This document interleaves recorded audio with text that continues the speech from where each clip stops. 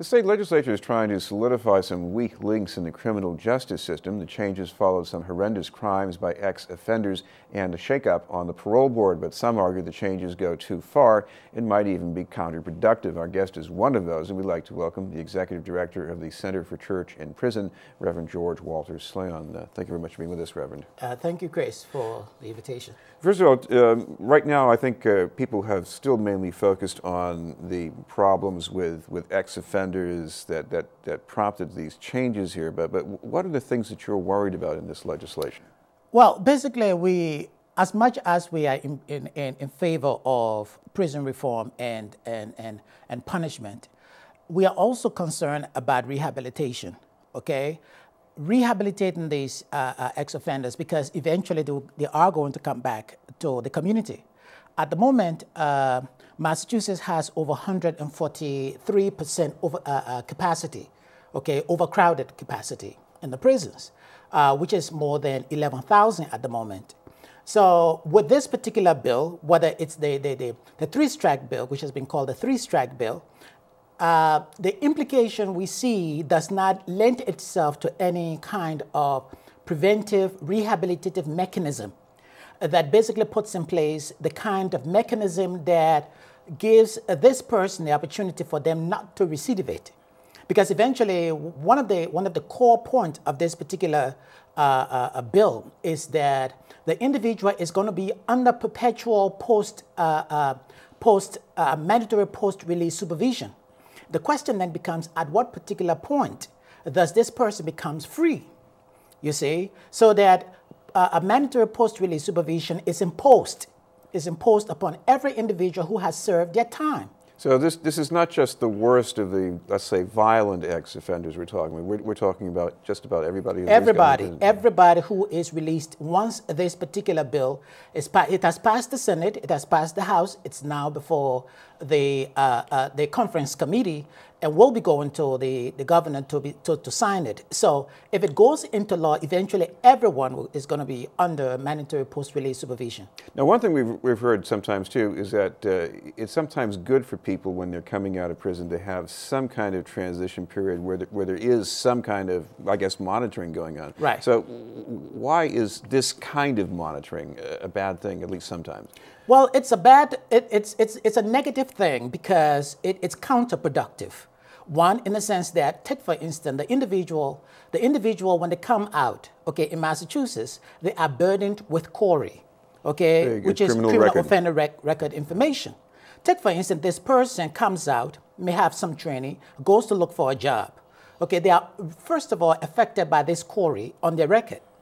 Then they are also affected, if at all this bill passes and the governor signs it, they are also affected by mandatory post-release supervision, which appears in the record as well. And then the employer now says, but why should I employ you? You've got CORI, you've got mandatory post-release supervision. Eventually, this person recidivates because they cannot acquire some form of economic mobility. It becomes difficult for them to get a job. It becomes difficult for them to be actually reintegrated. If they've got families, what are they going to do to support their families? You see, they've got child support to pay for. The question then becomes, to what extent does this particular bill lend itself to some flexibility so that the individual can have some flexibility, opportunity to rehabilitate themselves and reintegrate themselves into the community to be a viable contributor to the community as well? Another change is that the eligibility period for parole would be increased quite a bit. Exactly. So right now it's 15 years. So if this particular bill passes, it shoots up to 25 years immediately. Okay, and what we're seeing with the three-strike bill in California, we're seeing a version of it in Massachusetts, if this bill passes, that becomes very harsh, and which to a large extent raises the issue of mass incarceration, the open door, the revolving door of high recidivism, okay, and which eventually, knowing the landmass of Massachusetts and the amount of people that are behind bars, a lot of minority family men and women and youth in the criminal justice system, the implication is just going to be very devastating on minority families, you see. By the way, another thing that could have been addressed in this bill is mandatory sentencing. In youth I guess, see this as a missed opportunity because there really hasn't been much change in that. Right. You see, right. You see, and these are some of the things that we've been talking with now. There are people who must face, they must be punished if they commit violent crime. Okay. However, to what extent do you mitigate this particular aspect of sentencing so that the individual, having spent their time and having spent their sentencing time behind bars, can be able to come back to the community and be a viable contributor to the society as well. You see, and I think Massachusetts, with an overcrowded population in prison at the moment, should begin to think about the cost. You see, people are thinking right now, I mean, to take care of one particular inmate in Massachusetts is $47,000, you see, annually. 47,000 annually. And so you calculate that it's 11 point something million, okay, for parole officers, if at all mandatory post-release supervision goes into effect. In mandatory sentencing, I guess this could a lot of the time be people who did not commit an act of violence. Maybe they were drug offenders, some of them dealers maybe. What do you think should be done with those?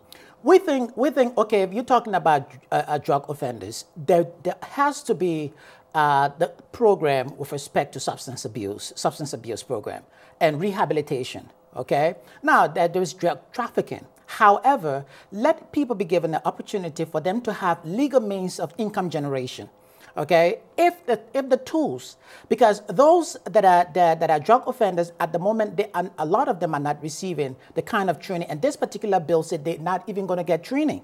You see, so eventually, if they come out and they are under a mandatory post-release supervision, they are going to return to the illegal means of income generation. You see, so it's like the whole bill becomes counterproductive because it does not provide the opportunity for this particular individual to acquire a legal means, an appreciable means of income generation. Thank you very much for being with us. Reverend George Walters-Sleyon from the Center for Church and Prison. Up ahead, we'll have the arts segment with Chris Harding.